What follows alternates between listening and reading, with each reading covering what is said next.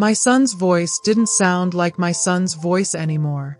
It was cold, transactional, like an insurance adjuster breaking the news that my claim had been denied. "Mom, market rate for the guest house is $1,200 a month," he said over the line, his tone completely stripped of warmth. "We're charging you $8. Consider it a family discount." In the background, I heard his wife, Chloe, laugh, a light, sweet, completely detached sound, like ice clinking in a crystal glass. They thought I was just a frail, retired ER nurse with bad knees and nowhere else to go. They thought they had backed me into a corner. What they didn't know was that 40 years in emergency trauma teaches you two things: how to stay calm when everything is bleeding, and exactly where to cut to make it hurt. If you've ever poured your whole life into people who treated you like an inconvenience the second you outlived your usefulness, hit that like button, subscribe, and get ready for a story about what happens when taking advantage of family goes completely wrong. I am 64 years old. For nearly 4 decades, I wore scrubs that smelled faintly of antiseptic and instant coffee, pulling 12-hour night shifts in the busiest public emergency room in the city. My late husband, Arthur, passed away when our son, Julian, was only 11 years old.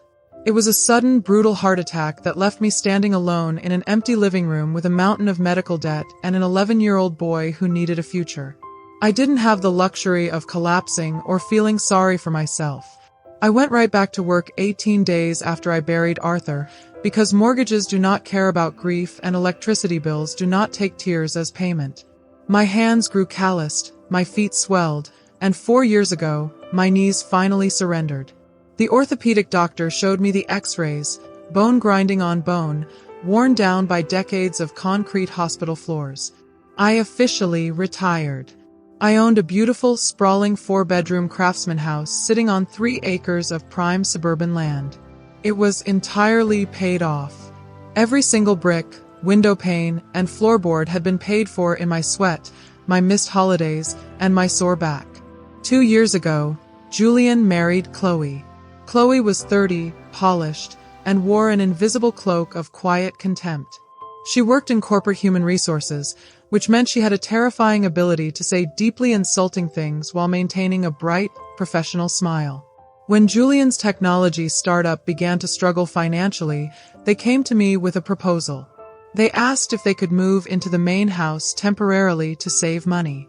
"Mom," Julian had said back then, wrapping his arms around me in a tight embrace, "you're getting older, and those stairs are terrible for your legs. Why don't you move into the newly renovated ground-floor guest cottage in the backyard? We'll take care of the main house, maintain the 3 acres of yard, and look after you so you never have to worry about a thing." It sounded like love. It sounded like protection and family duty. I agreed.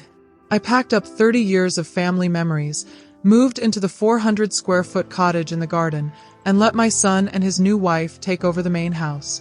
I didn't ask for a single dollar in rent. I paid for all the initial property updates myself. I thought I was securing my golden years surrounded by the people I loved most. The erosion happened slowly, like water wearing down a solid stone. It started with minor inconveniences. Chloe changed the keyless entry locks on the main house because, as she put it, they needed their personal space and boundaries. Then came the physical lines in the yard. I was politely informed that I shouldn't walk through the main garden without texting them beforehand because it felt invasive. Shortly after that, my old living room furniture, pieces Arthur and I had saved up to buy 30 years ago, was dragged out onto the driveway and left under a plastic tarp because Chloe decided the main house needed a modern minimalist aesthetic. I felt the coldness creeping in, but I kept quiet. I forced myself to bite my tongue.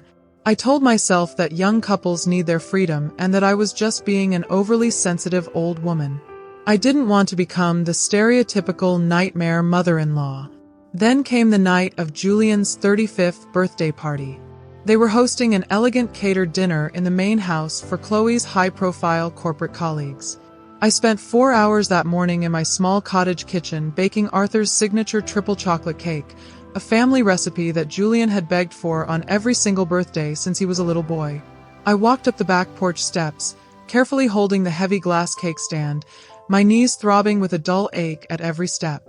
Through the half-open French doors leading into the dining room, I heard Chloe's voice carrying clearly over the soft jazz music playing inside. "Oh, the cottage in the back," Chloe was saying, followed by that same light, tinkling laugh. "Yeah, Julian's mother lives back there. Honestly, it's like having a ghost wandering around the property. We're currently trying to figure out how to transition her into a managed care facility. She's just completely dead weight at this point. The property value would skyrocket if we could list that cottage as a high-end luxury rental on travel sites." My breath caught in my throat. My hands shook so violently that the glass cake stand nearly slipped from my fingers. I stood frozen on the porch, waiting in silence for my son, the boy I had raised completely on my own, the boy whose fevers I had bathed at 3 a.m, the boy whose college tuition I had funded by working back-to-back weekend shifts, to speak up and defend me. Julian took a sip of his drink and spoke. "Yeah, it's a complicated situation," he said nonchalantly. "She's getting really slow, and honestly, the house title really should be transferred into our names at this point anyway. It's just holding us back." I didn't go inside. I didn't knock. I turned around, carefully walked back down the wooden porch steps, carried the cake into my cottage, and dropped it straight into the garbage bin. The phone call came 3 days later. Julian didn't even bother to walk 50 yards across the lawn to speak to me face to face. He called my mobile phone while sitting in the main house living room. "Mom, we need to go over some basic household logistics," he said, his voice flat, completely stripped of affection. "With inflation going up and property taxes rising, Chloe and I are taking a major financial hit managing this place. Moving forward, we need you to start paying $800 a month for the guest cottage. It's completely fair. Market rate for a place like that in this city is at least $1,200. I sat down slowly on the edge of my bed. The cottage was deathly quiet except for the hum of the refrigerator.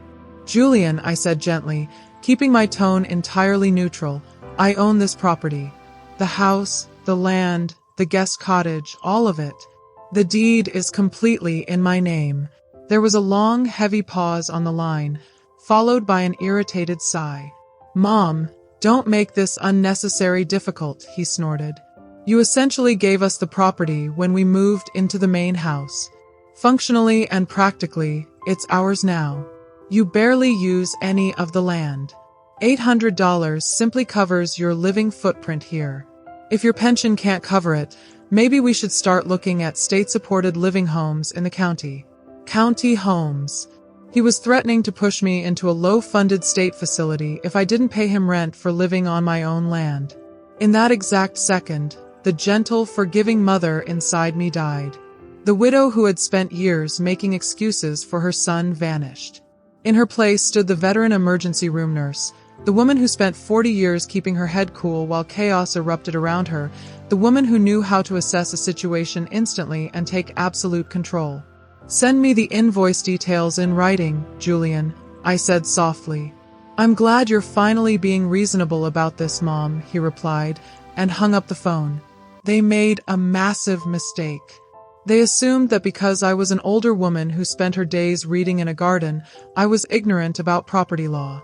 What they forgot was that my late husband, Arthur, had been a senior real estate attorney for 30 years before he passed away. I knew every legal nuance of property ownership because I had spent decades listening to Arthur discuss his cases at the dinner table. Early the next morning, I dressed in my best suit and drove into the city center. I didn't go to a doctor, and I didn't go to a bank. I went straight to the law firm that Arthur had co-founded to see his former legal partner, Marcus. Marcus read through the texts Julian had sent me, looked over my property deeds, and sat back in his leather chair, his face turning red with anger. "Eleanor," Marcus said, leaning across the desk, "they haven't signed a formal lease agreement with you. You never executed a quitclaim deed or transferred any portion of the title. Legally, they are nothing more than uninvited guests residing on your private property. Because they have been living there rent-free while actively trying to assert financial control over you, we can handle this very quickly." "I don't just want them out of my house, Marcus," I said, my voice steady and cold. "I want my entire life back. Every bit of it. What do you want to do? He asked. Sell it, I said quietly. Sell the whole thing. The main house, the 3 acres of land, the guest cottage. All of it. The city's real estate market was experiencing an extraordinary residential boom. Large corporate investment groups and land developers were aggressively searching for multi-acre residential parcels within city limits. Within 4 days of Marcus listing the property quietly off-market, an institutional cash buyer stepped forward. They were a commercial development firm planning to clear the entire block to construct high-end luxury townhomes. They offered 20% above the property's estimated market value in pure cash, with a strict 15-day closing timeline and 0 inspection contingencies. There was only one requirement written into the contract. The entire property had to be delivered completely vacant on the day of closing. I signed my name on every page of the contract without hesitation. I didn't utter a single word to Julian or Chloe. Over the next week, I watched from my cottage window as they continued living as if they owned the world. Chloe had 3 large delivery trucks pull up to the driveway, bringing thousands of dollars worth of new custom furniture for the main living room. Julian posted photos online standing on the back porch with a glass of wine, captioning the picture with statements about his hard work paying off and owning his dream estate. I let them dream. I let them build their entire reality on quicksand. 10 days before the final legal closing date, I hired a professional process server. It was a bright Tuesday morning. Julian and Chloe were sitting on the front porch enjoying iced coffees when the process server walked up the paved driveway and handed them a heavy legal packet. Less than 30 seconds later, the front door of my cottage was kicked open without a knock. Julian stormed inside, his face completely flushed red, holding the legal document in his shaking hand. Chloe was right behind him, her perfectly composed demeanor entirely destroyed. What is the meaning of this? Julian shouted, his voice cracking. A legal notice to quit. An official eviction demand. I was sitting comfortably in my armchair by the window, reading a book and taking a slow sip of tea. I didn't jump. I didn't raise my voice. Read the legal notice carefully, Julian, I said softly. You have exactly 14 days to completely clear your belongings off this property. You cannot evict us. Chloe screamed, taking an aggressive step into my small living room. We live here. This is our residence. We have spent tens of thousands of dollars decorating and maintaining this entire house. I set my teacup down on the side table with a soft click. I stood up slowly, relying lightly on my walking cane, and looked Chloe directly in her eyes. You do not own a single handful of dirt on this entire property, Chloe, I said. You were guest residents. And as of 8 o'clock this morning, this entire estate has been officially sold to a commercial real estate development corporation. Julian's face went instantly pale. The color drained from his skin until he looked completely ghostly. Sold? He stammered, his voice dropping an octave. Mom, no. You're lying. Where are we supposed to go? The housing market right now is completely impossible. We cannot find or secure an apartment in this entire city on 2 weeks' notice. Well, I said, using the exact flat, cold tone he had used on me over the phone, market rate for a basic 2-bedroom apartment in the city is roughly $2,400 a month. Consider it a necessary adjustment to reality. Mom, please. Julian took a frantic step toward me, tears swelling in his eyes, his hands trembling. He suddenly looked like the scared 11-year-old boy he used to be. But I didn't see my son anymore. I saw the adult man who sat by quietly while his wife called his mother dead weight and plotted to send her to an asylum. You're throwing your own child out onto the street. I didn't throw you out, Julian, I said calmly, walking past him toward the open doorway. You evicted yourself the exact moment you decided my dignity had a price tag. 2 weeks later, massive commercial moving trucks were parked along the street. I sat on my cottage porch and watched as Chloe frantically loaded cardboard boxes into the back of a rental truck in the middle of a heavy downpour, her high-end clothes getting completely soaked while she cried hysterically on the driveway. Because of the extreme timeline and their poor planning, they were forced to rent a tiny, neglected one-bedroom apartment 45 minutes outside the city limits, draining their entire emergency savings account just to cover the upfront security deposit and inflated lease terms. The construction bulldozers arrived 3 days after they vacated the premises. I didn't stay around to watch the house get torn down. I was already sitting in a first-class seat on an airplane heading south. I used the full cash proceeds from the property sale to purchase a brand new, single-story oceanfront condo in Florida. It has 0 stairs, high-end amenities, and a heated salt water pool that works wonders for my knees. Julian attempts to call my phone every few weeks now, usually full of excuses, asking for financial help or a loan to fix his struggling business. I rarely pick up the phone. Respect is not something you are owed only by strangers, and being someone's mother does not mean being their financial punching bag or doormat. If you enjoyed this story and felt the satisfaction of justice being served, please leave a like on this video and hit the subscribe button. Write your thoughts in the comments below. Do you think Julian got what he truly deserved, or was the reaction too extreme? I read through your responses, and your support means everything. Thank you for listening, and I will see you in the next story.